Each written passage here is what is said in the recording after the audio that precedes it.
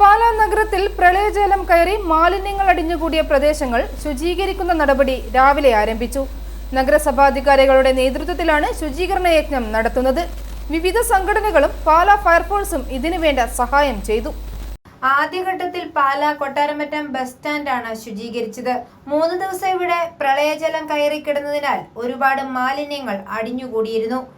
20ഓളം തൊഴിലാളികൾ ചേർന്ന് ഇവയെല്ലാം കോരി മാറ്റി. തുടർന്ന് ഫയർഫോഴ്സ് എത്തി വെള്ളമടിച്ച ഇവിടം വൃത്തിയാക്കി. പാലാ നഗരസഭ acting chairperson Maya Rahul, standing committee ചെയർമാൻമാരായ ടോണി തൈപ്പറമ്പിൽ, രജിത പ്രകാശ്, പ്രതിപക്ഷ നേതാവ് ബിജു പാലുപടവിൽ, കൗൺസിലർമാരായ Biju Mathews, Lissykutty Mathews, Pala skyline association president Joseph Vattoth, secretary Arun Surendran, treasurer Lekhadas, municipal secretary S Akash, clean city manager Atlee P John, HI Ranjith, health inspector Umeshitha, junior health inspector Manju Mohan തുടങ്ങിയവർ ശുചീകരണ പ്രവർത്തനങ്ങൾക്ക് നേതൃത്വം നൽകി. വെള്ളപ്പൊക്കമൊക്കെ കഴിഞ്ഞ് നമ്മുടെ പാലം നമ്മൾ തിരിച്ചു പിടിച്ചുകൊണ്ടിരിക്കുകയാണ്, വൃത്തിയാക്കിക്കൊണ്ടിരിക്കുകയാണ്. അതിൻ്റെ ആദ്യ പടിയായിട്ട് കൊട്ടാരമറ്റം സ്റ്റാൻഡാണ് ശുദ്ധീകരിക്കുന്നത്. അപ്പോൾ ഇത്തവണ മുനിസിപ്പാലിറ്റി അവരോട് ചേർന്ന് നിന്ന് തന്നെ സ്കൈലൈൻകാരും കൂടെ ചേർന്ന് നിന്നാണ് ഈ കൊട്ടാരമറ്റം സ്റ്റാൻഡ് വൃത്തിയാക്കി തുടങ്ങുന്നത്. ഐഫോറിയ ന്യൂസ്, പാലാ.